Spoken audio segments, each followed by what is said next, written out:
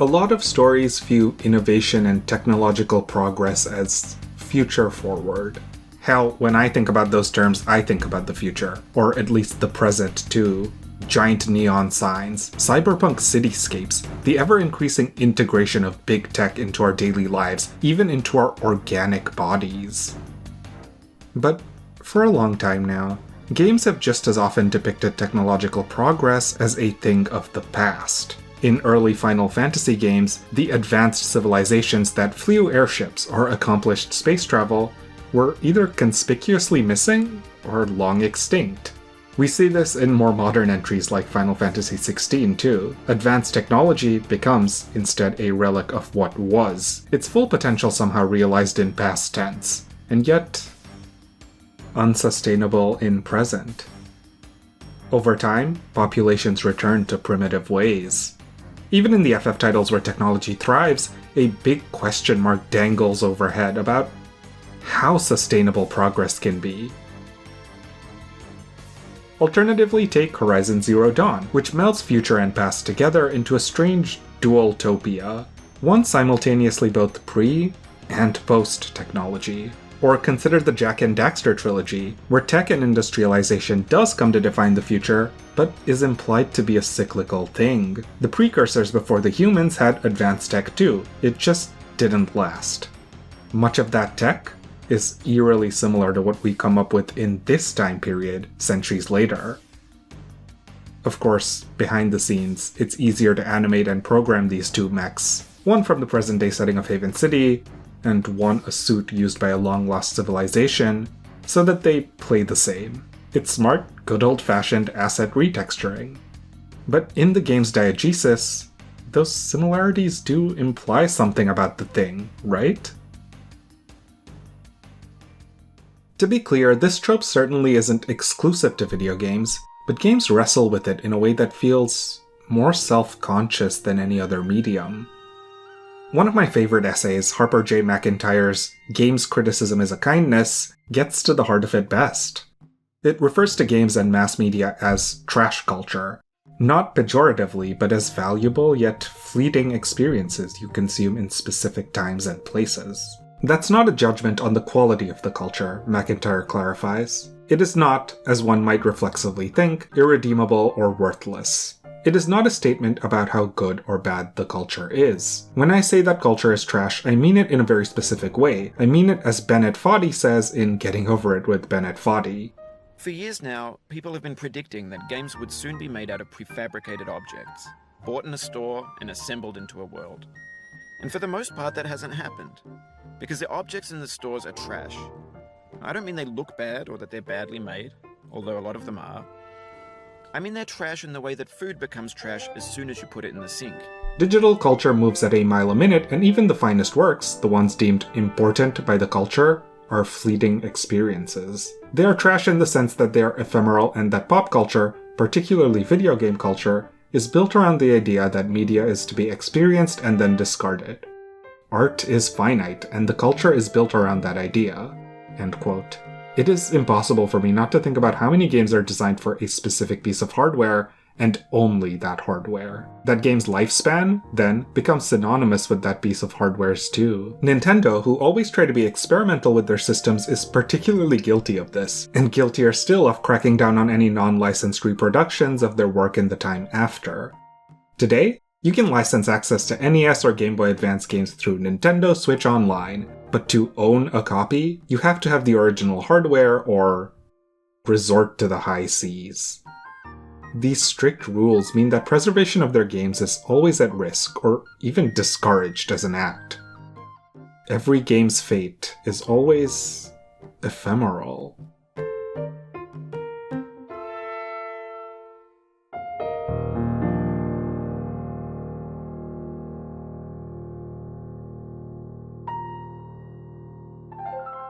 The Legend of Zelda Breath of the Wild released on the Wii U and the Nintendo Switch in 2017. Its legacy will be remembered longer than most. This was a game with such a cultural impact that it will likely defy the fate of most games, as we've highlighted above. It helps also that companies are starting to notice people care about preservation and backwards compatibility in recent generations, and that it's profitable for them to care too. Here's what interests me though. As a story itself, Breath of the Wild reckons with a world that is haunted by past legacies and impermanence. It is a world that is undeniably post-technology. The Sheikah who fought during the Calamity lost faith in their old tech and largely discarded it. And that tech now lingers as ruin. It litters the open world. Every now and then, some surviving phantom of it will blink awake, before vengefully opening fire on Link. His job is to somehow reclaim this corrupted tech and to tame it again, to free the giant machines they once employed in the war so they can use them again against Ganon. Part of how Link accomplishes this is through the Sheikah Slate, a small handheld tool in his arsenal. It is designed to vaguely resemble both the Wii U gamepad and the Switch.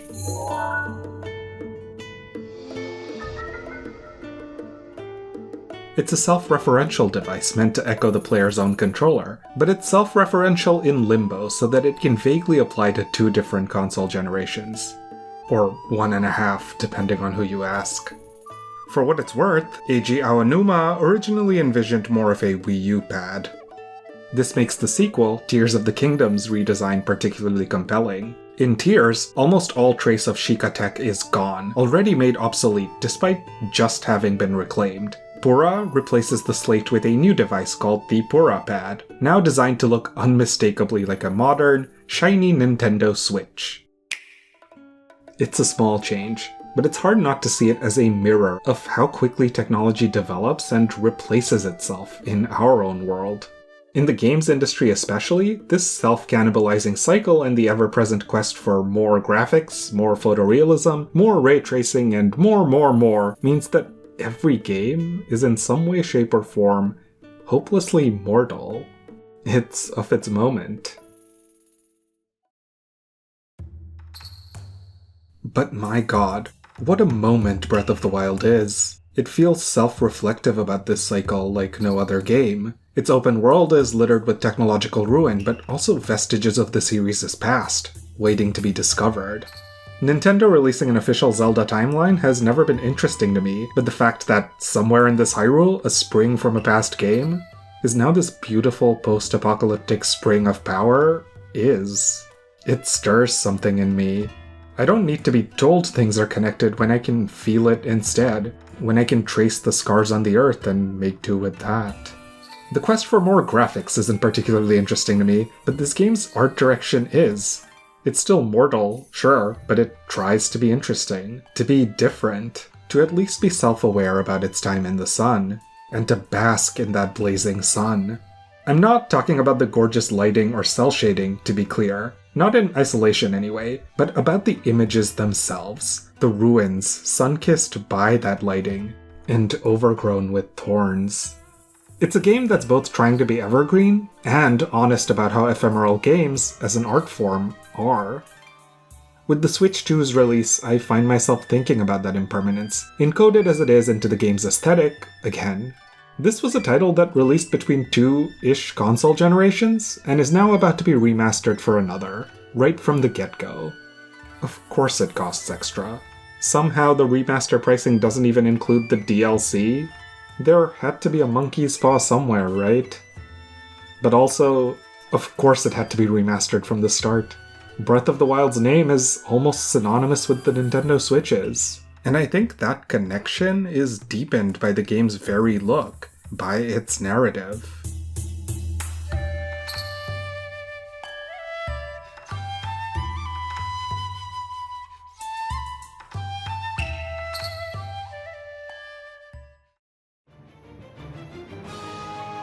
Tears of the Kingdom is getting a re-release too, and it's worth talking about in the same breath.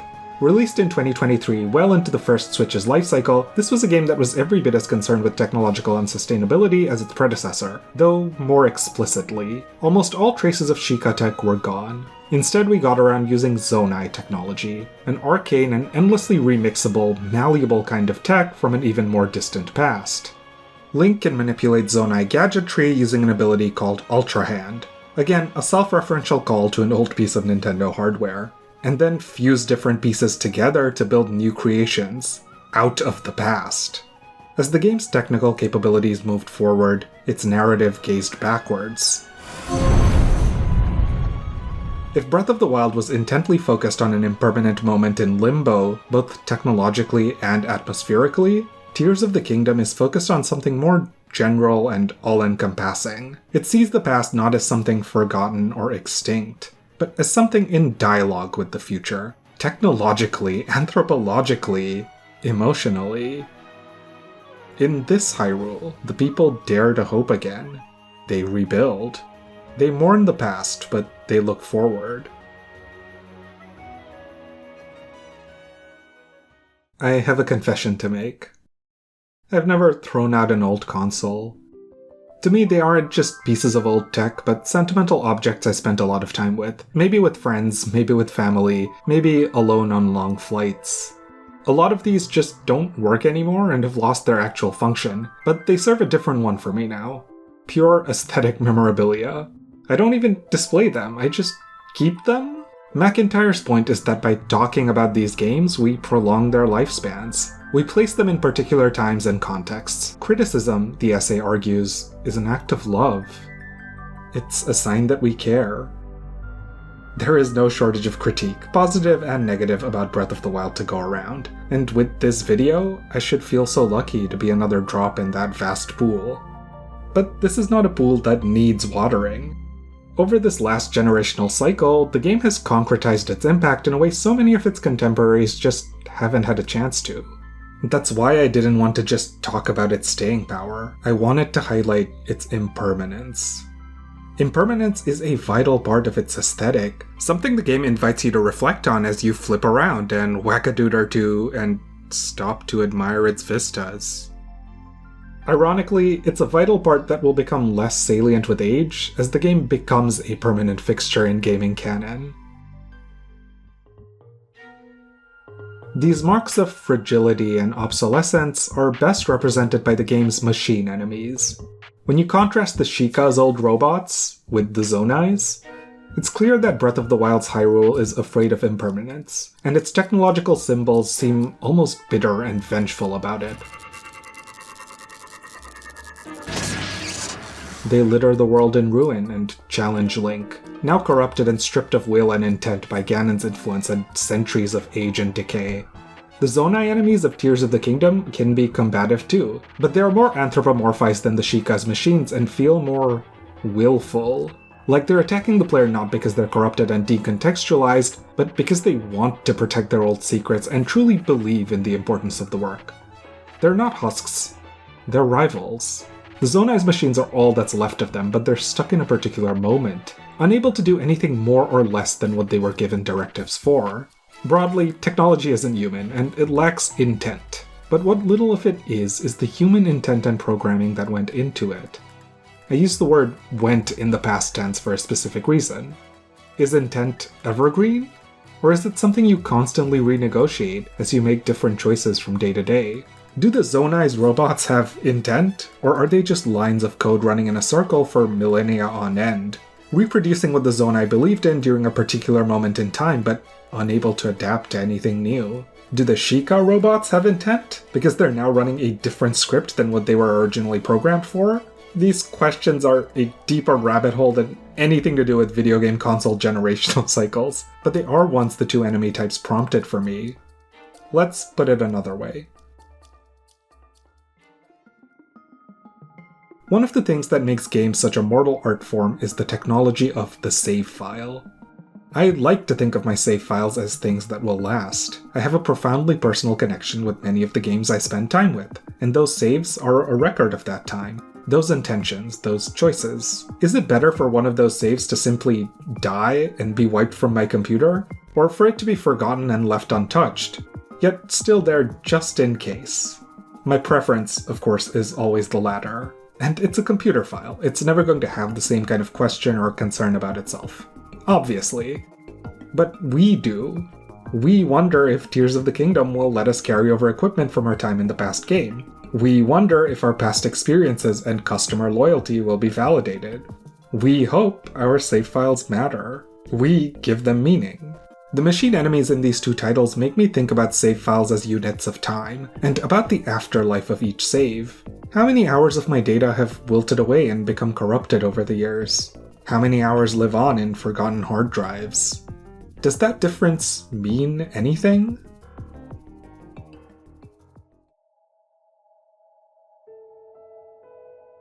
The Smithsonian special exhibit Cellphone, Unseen Connections features an archive of, cell phones. The exhibit, more broadly, covers how they're made, how they impact our daily lives, how they've evolved over the years. This section, specifically, is a glass column full of 465 used cell phones. Quote, diverted from the waste stream and loaned to this museum. When the exhibit ends, they'll be returned and recycled. The statistic on the column reads that 60% of people change their phones because they want newer models or features, while 40% switch out because their old ones cease to work. One of the goals of the exhibit is to get us to consider how we perceive the labor that makes our phones, the natural materials that compose them, our phones' afterlives. Repair? Recycle? Pass down? I visited this exhibit, though maybe ironically, I didn't think to document this glass column for myself. Yet now, it's the part that takes up megabytes in my brain. These 465 phones are all presumably full stories. Drunk dials at 3 a.m.s and Google searches of that one song tune that goes, whoa, and world record high scores of some shovelware game that no longer exists, and breakups over text. None of this would have meant anything to anyone except the person each individual phone belonged to, and now, here, that phone just lives on one last time as a piece of nostalgic collage. Scratch that. Soon it won't live on, except as photos and video records like what you're seeing. The physical product will be recycled. The data will die. It means something different now as exhibit than it did in the hands of its user some years ago. It means something else as a moment in some YouTube video about The Legend of Zelda. But it also means something that meaning is allowed to transform. The thing has an afterlife in the way only we humans can ascribe to it. Tears of the Kingdom is a game about meanings being transformed. Link can manipulate the Zonai's technology and parts to do new things they weren't originally intended to. In fact, this is an explicit part of the game's design. Puzzles often have, and encourage, unintended solutions. There is so much more to the game's verbs than any prescribed path. These unintended uses give the Zonai's technology a second life. They get to be more than they were designed for because a human looked at them and thought, oh, but what if... The great irony of this is that Link does these things with Ultra Hand, an ability named after a Nintendo device. And yet, Nintendo doesn't actually believe in this remix culture outside of the game's world. In practice. Tears of the Kingdom is a groundbreaking achievement, and yet so much of what it does is patented, so no one else can have it. Generations worth of games are literally illegal to reprint, because no one else can have them. Over this cycle, we've asked again and again whether AAA game development truly is sustainable at its current scale, and most likely, it's not. But these two titles are a rare model for what can be. They prioritized staff retention and made smart use of existing assets, and iterated on old ideas and audience reception both, letting their Hyrule develop into a fully fledged world in dialogue with its players. I appreciate that Tears of the Kingdom gave us the chance to see that world grow. I appreciate that we got to take things slow, even though Hyrule has clearly industrialized fast. I appreciate that, in the game's diegesis, the way technology progresses, regresses, and replaces itself is a huge part of that. With the Switch 2's release, I appreciate also the name Nintendo has gone with, marking their latest console as a successor, or in their words, something in the Nintendo Switch family of consoles. It is not something radically different, but something radically iterative. The Switch has been a profoundly and even singularly game-changing console, and it means something that we get to name that for a little bit longer. It means something, also, that our games and save files get to come with us. I just wish their innovations could pass as freely, and be allowed to remix too. I wish that these re-release titles weren't priced so steeply. To be clear, I don't think these parallels were intentional on Nintendo's part. But it's hard for me not to read the developers' lack of regard for Sheikah technology in Tears of the Kingdom as a mirror of their lack of regard for older software and tech in general. It is a cruel irony, though. Ultimately, technological records are how the Zonai live on. Because key elements of their infrastructure were preserved, Link is able to leverage old knowledge in the fight against Ganondorf. In Horizon Zero Dawn, because parts of our data survived, Aloy is able to reconstruct the stories of the old ones, of us who are no longer there, and understand something about our ways of life. In spite of everything, these are glaringly optimistic apocalypses. In the real world, data isn't built to last nearly all that long. We know we aren't. It's nice to dream that our software, our digital footprints, could be. Conversations about games preservation have exploded in the last few years, and it's not surprising that backwards compatibility has become a priority this past console generation. It's not surprising that with development costs ballooning, of course studios want to re-release their older titles so they can still make some royalties off their older IP. The only question left is whether this is a trend or whether it'll last. But I think with this trend has come a hard, self-reflective, and even self-conscious look at games as a mortal and ephemeral art form in newer games themselves. Astrobot pays homage to hundreds of retired IP, trying to give them a second life, if even just for a moment. The technology it promotes might be of the moment, but the games it celebrates are of the past. So stay with them, just for now. Nier Automata poses its players an impossible choice. Sacrifice your entire save file to help someone else complete theirs. What was the value of this experience for you? Would you pay that forward at massive cost?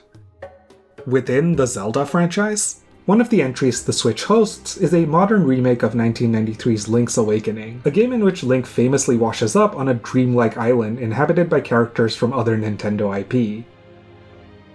By the end, though, he comes to realize the island isn't just dreamlike. It is a dream. If he defeats the final boss, the dream will end. He can go home, but this entire place, its people, its beauty, will cease to exist. Link will live, but the game will die. It was a profound revelation back in 1993, but it feels just as much so now. We know Link will live, but all games fade. So why not linger?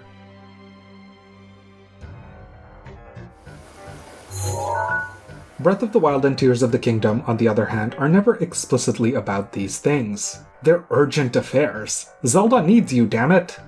There's no graveyard built to old Nintendo IP or anything, but they are implicitly worlds built for lingering. Their Hyrule is a graveyard haunted by technological ruin. Machines bleed and whir beneath their dashboards. Moss covers their husks. This is a Hyrule that's died once, yet its wilds still breathe. I've lost hundreds of hours of save files throughout my life. I cling to old hardware, even though the actual sentimentality I feel was tied to the software I played on them, discs and cartridges that no longer run. These records no longer exist. I grew up in Bangladesh during the midst of a still ongoing energy crisis. Our city was plagued by irregular power outages, which made it necessary for me to strategize when I could afford to take my gaming breaks. Had an outage already happened that day? Then maybe I was safe to play for the rest of it. Over the summer, these outages could be more frequent, so I would track the trends and timings of a given moment to make sure if a longer session was viable, or if I'd be better served by shorter, safer rounds with a smaller game. In the times I was unsure, handheld gaming was king. I could not afford to be caught playing a home console at the wrong minute because an outage during an autosave would mean a corrupted save file, entire game's worth of progress lost. The Nintendo Switch bridged that gap between home and hand. Before I owned one myself, I visited home for the first time in 2 years and played through Breath of the Wild on my siblings. I had it docked for most of my run, but then, one day, that familiar sound boomed in the distance. The power went out. To my surprise, all my sibling had to do was pull the Switch out of the dock, and everything was completely fine. The game was still running, safe and secure in the palms of my hands. I couldn't begin to describe how strangely comforting this felt. The Switch is going to be one of those consoles that I will be sentimental about. It got many of my best friends into gaming, gave us hours of couch multiplayer goodness, kept me company both on plane rides and in the comfort of my own living room. It gave us, also, two of my favorite games, ones that simultaneously feel innately tied to the hardware and transcendent of it. My feelings about them switch seamlessly between these states. To me, Breath of the Wild and Tears of the Kingdom feel deeply self-reflective about the afterlives of games and gaming technologies as art forms. Decades from now, a generation of players will pick them up and complain about clunky controls, unintuitive UI, issues with pop-in, and goddamn the range on those Guardians. They'll say, as is their right, the game no longer holds up. We're lucky to live in a time when it does.